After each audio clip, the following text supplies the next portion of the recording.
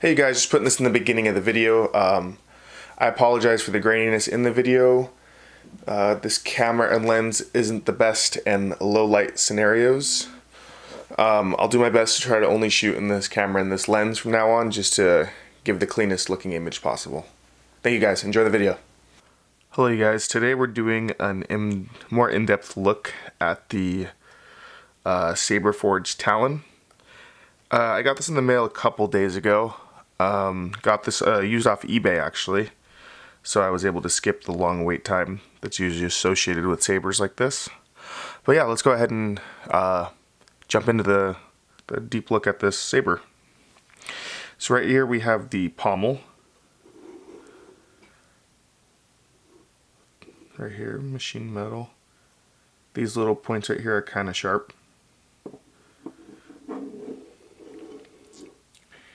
Very reminiscent of kind of like a Kylo Ren type pommel. Cover tech clip at the back. And then right here we have this kind of like diamond shaped section. Adds nice texture to the saber when you're grabbing it. Quite nice. And then right here we have usually we like to call it the grenade section, just because it originates from Obi-Wan's old saber, which is modeled after an old, I think, British grenade, I believe it was. So right here, this is probably your best spot for actual dueling if you do that. I personally don't. And then this is your dummy switch. If you had a sound saber, this is where the kill key would come out. And then right here's your activation switch, sorry. And then on the back right here, you have your LED light retention screw that holds the LED in place when it's in the saber. And then you have the thin neck section, probably one of the best features on the saber. The nice finish right there. This section right here is kind of sharp too if you're playing around with it, but it also makes it good for certain lightsaber tricks. If you hold your saber, you're able to move it with 2 fingers. And then the emitter. I absolutely love the claws on the emitter. They actually kind of make like a little sound. However, that's not them moving though, it's just the vibration of the metal. And then you have where your LED unit is, down in the center. And then for these type of sabers, you do need specialized thin neck blades.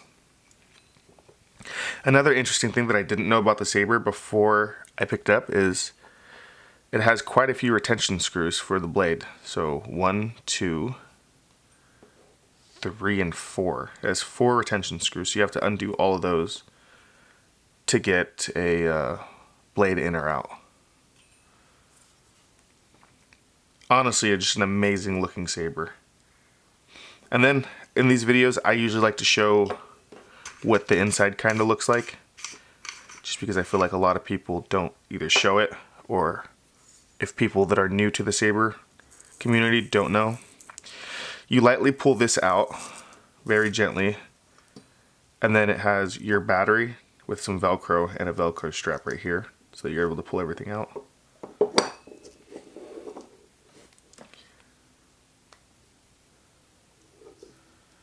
And then show you guys everything down in there. And then to put everything back together, you just gently slide it in. Be sure not to damage any of the internals.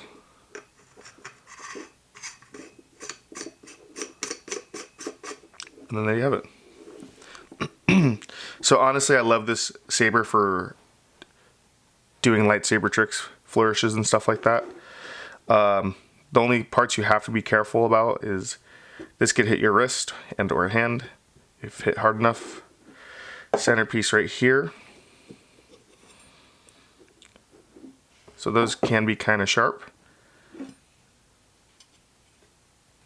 This right here is the blade plug that it came with.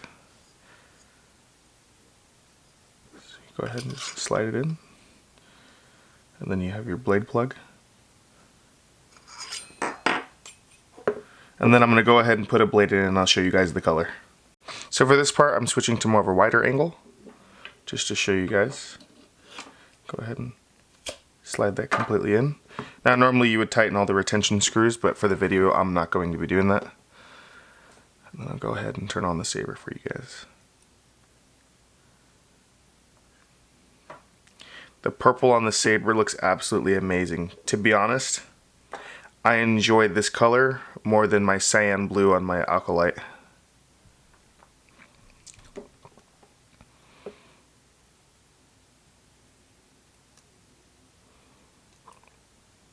Such an amazing color.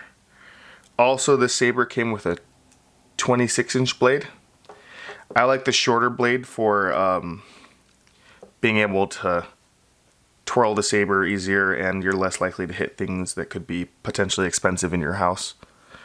So that's always a good idea. So right here I'm going to show what it kind of looks like in a darker room. Sorry if it looks kind of grainy.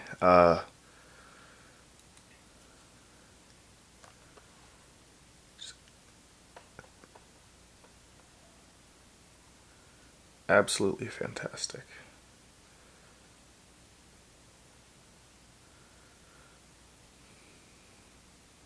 One thing about the Sabres when you're twirling it around, this button can sometimes kind of be turned on and off easily if you're twirling it around or anything. But other than that, I have zero complaints about this Sabre. This is honestly my favorite Sabre I've ever had, considering, I mean, I've only had 3 of them. And then also, upside about this Sabre is, if you shake it, you hear nothing. In my Alkalite, if you were to shake it, you could hear the battery housing move around, which that eventually broke it, but I already have a replacement part on the way. Not a big deal. This Sabre is solid. I don't hear a thing, other than maybe the light rattling that because I haven't fastened down the retention screws. All in all, an amazing Sabre from SaberForge.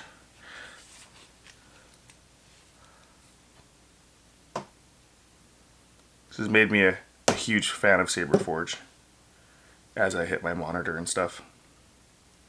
So thank you guys for watching. I hope you enjoyed the video. I have a couple more videos on the way, so hopefully you guys stick around and subscribe, and I'll catch you guys in the next video. Just wanted to throw this in at the end of the video, just to show you guys how nice the purple is, without showing you how grainy it was.